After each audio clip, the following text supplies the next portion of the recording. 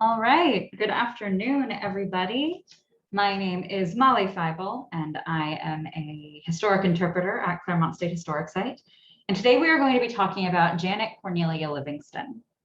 So here at Clermont, the last generation to live at the house, the last generation of the Livingston family to live at the house consisted of John Henry Livingston, his wife, Alice Delafield Clarkson Livingston, and their daughters, Honoria and Janet. We actually did a program about Honoria a few months ago in honor of her birthday, which was in February. And today we're going to focus on her younger sister, Janet. So here we go. Janet Cornelia Livingston was born in 1910. Her sister had been born in February of 1909, so they were less than a year apart. And that sort of age gap became colloquially known as Irish twins, which means they are less than a year apart, and they were raised basically as twins. Janet was born on April 11th, 1910, to be specific. So we have these pictures of the sisters when they're little. Janet is on the left in the left-hand photo, and on the right-hand photo. And it's really interesting because they were very distinct looking little girls, but for some reason, when they are at this certain age, I find it very difficult to tell them apart. These pictures are a little easier than usual, but their hair is different, which does help a little bit. So Janet was actually named after two relatives in her family. Her, I figured it out earlier, great-great aunt, Janet Livingston Montgomery, as well as her paternal grandmother, Cornelia Livingston. So Janet and Honoria are going to be a large focus of a lot of these pictures, which were taken from their mother's photo album. So I absolutely love this collection of photos. I've used this series several times. I did a talk about Alice's photo albums and one about Honoria, and I used these photos both times. And these photos were taken in 1914, a few days after Honoria's 5th birthday. And 3-year-old Janet, who will be 4 in a couple of months at this point, seems to be holding a new doll, as well as her sister. Presumably they're both given dolls since it was around the time of their birthday, maybe, or these were just dolls they liked. And Alice got them to sit for photos. And on the left-hand side, you can see that Janet is not necessarily thrilled about this prospect. Honoria is not even looking at the camera, but Janet is giving it just an absolute glare that you can really only get from a 3-year-old. On the right-hand side, we get a slight little grimace going, where you can see sort of she's looking at the camera at least, which is helpful, but still not full smile. But then we have these two photos.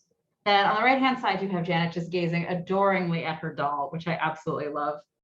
And on the left-hand side, she's got that absolutely lovely, mischievous face that you see on a child of that age. And she's so excited with the doll, and she's so excited that she seems to have knocked the doll's hair off. A lot of the times, in order to make it easier to clean and take care of, you would have the hair be separate from the doll, which we actually have a doll like that in the house, and I find it very creepy in a lot of ways, because you don't expect it to sort of come apart and be in 2 different locations, but there you go. But Janet seemed very excited to play with her doll. So the girls grew up here at Clermont for most of their childhood. The family would spend time down south in the winter, but they spent a lot of time here in the grounds. And here they are pictured on the porch at Clermont. Janet is on the right in that left-hand picture, and in one of the gardens. She's on the right in that picture as well. And this seems like a good time to share some anecdotes from when Janet was a child. So we have this really great piece of writing that Alice did for her daughters. She entitled it, let me look at the exact title, "Written for My Children One Snowy Day at Clermont." And in it, she talks about the grounds and the pets and living here at Clermont and life here, but she also tells these lovely little stories about her daughters. And while, like I said, they were raised basically as twins, the girls were very different from each other. And you see that as they get older, particularly in the way they sort of, the lives they choose for themselves. But even when they're little, you can see this very big distinction between them. So all the stories about Honoria feature her, writing letters to her mother when her mother's away, and learning to say nightly prayers and singing beautifully. And then you have stories about Janet. So just moments after we've been told that Honoria was learning her evening prayers and that she sings like an angel, we have a paragraph that says, when I gave Janet her first toy pistol, she was the happiest child imaginable. For before mother, all I could do was just stand in a corner and say bang. That gives you a really good idea of sort of where Janet's head is at. She's much more of what we'd call a tomboy. She's playing with dolls just like her sister, but also is ecstatic at being given a new toy pistol. Here we have some pictures of the girls getting a little bit older. And on the left, they're with their father, John Henry, and on the right, they're playing with a cart. Janet is in his lap in that left-hand picture. And again, like I said, most of these photos that you see in Alice's albums feature her daughters, which makes sense. She's got photos of her pets as well, sort of what you would expect to see in a collection of photos from a mother.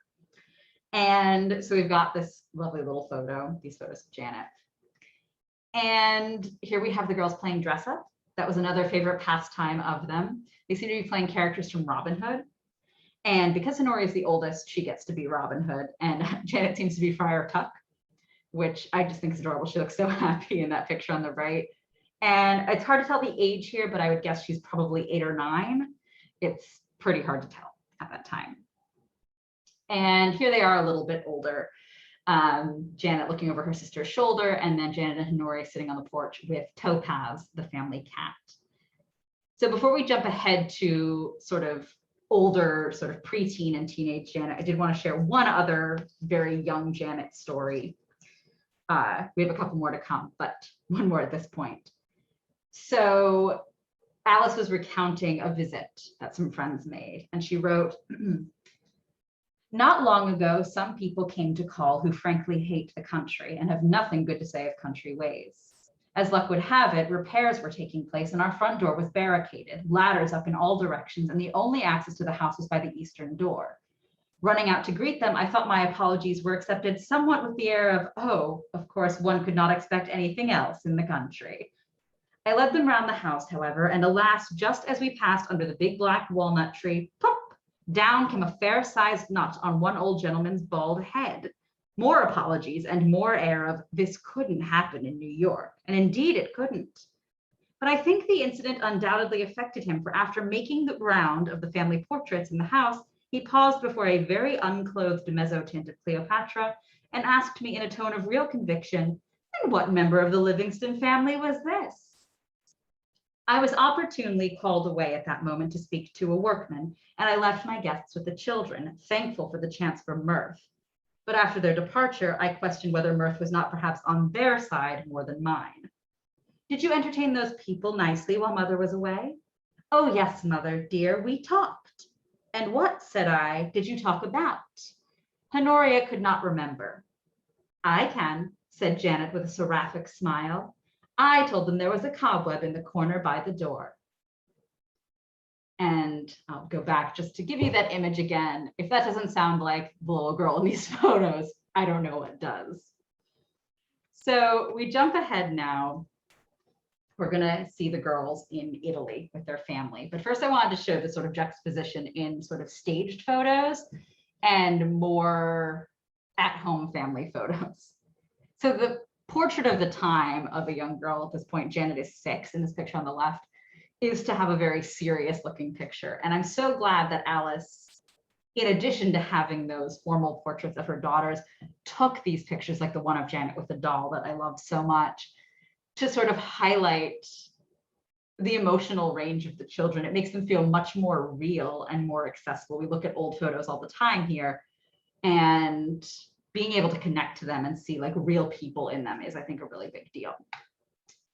So we also have these photos of the motor car.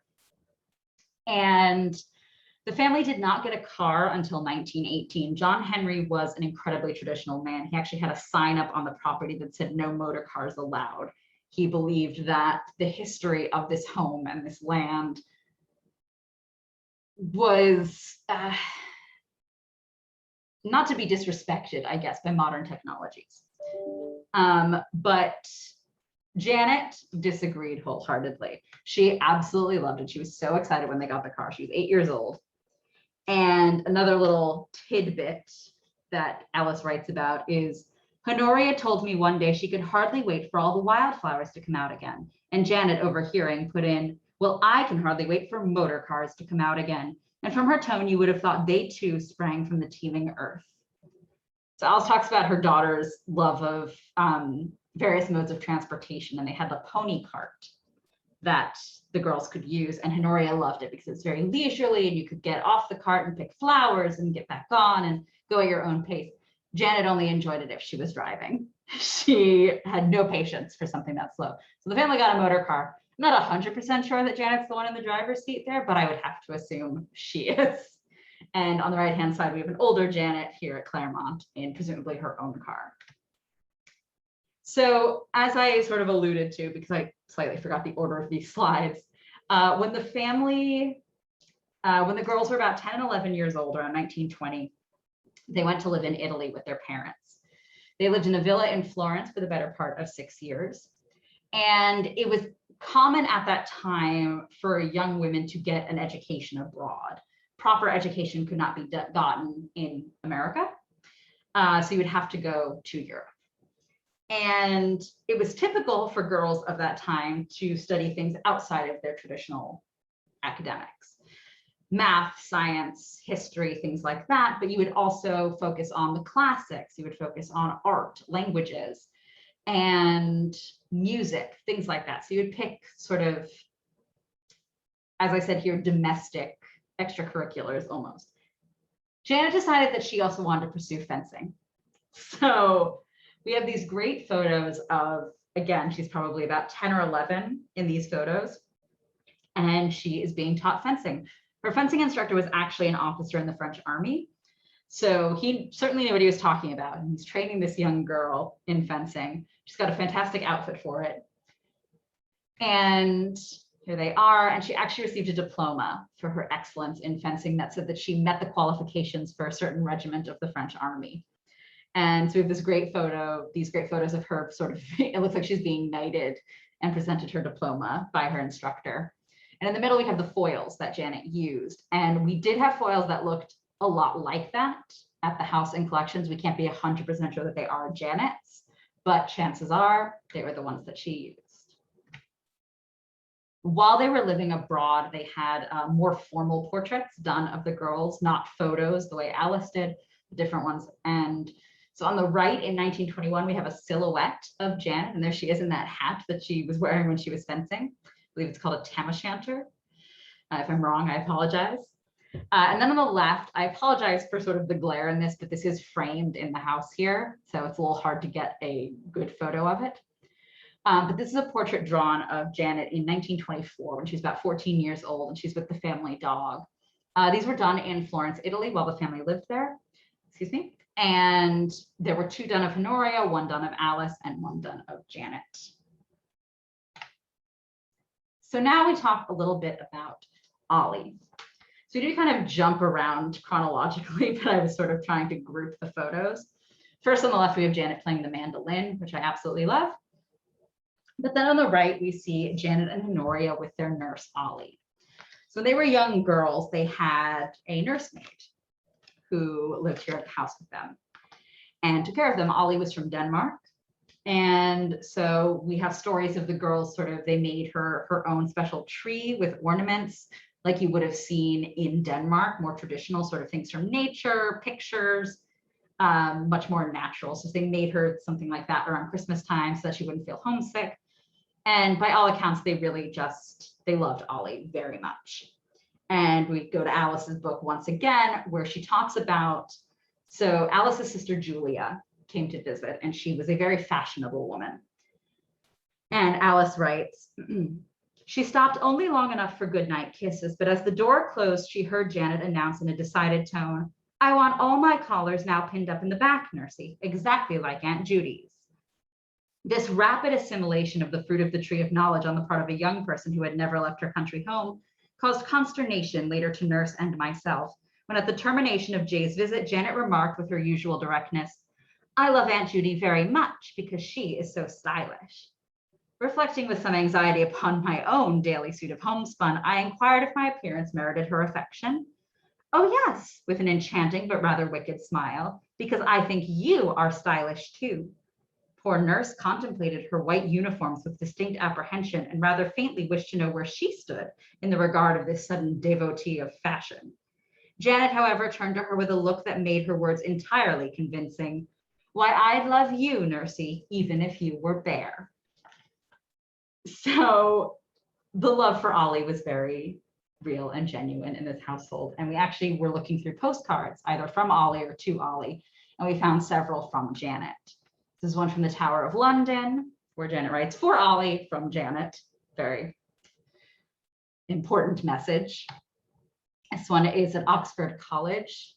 So glad you are better. Our new governess came and we like her very much. Love, from Janet. This is in 1921.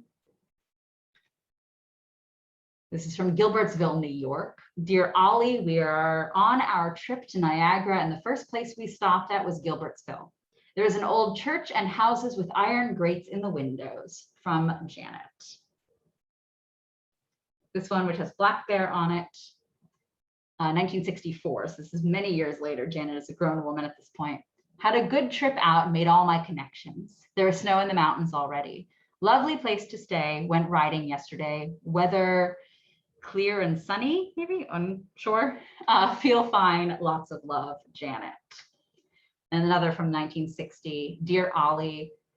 So it's actually very hard to read. So far, no rain and lots of fun. All well. Hope you are too. Love, Janet. So it's really nice to see that that connection stayed with the girls and their nursemaid even when they grew up. So here we've jumped into these later years. On the right-hand side, we have a picture from Honoria's wedding in 1931. Honoria married Rex McVitie, and Janet was presumably the maid of honor. And then on the left, we have Rex and Honoria, and Janet is up on the top left petting the dog.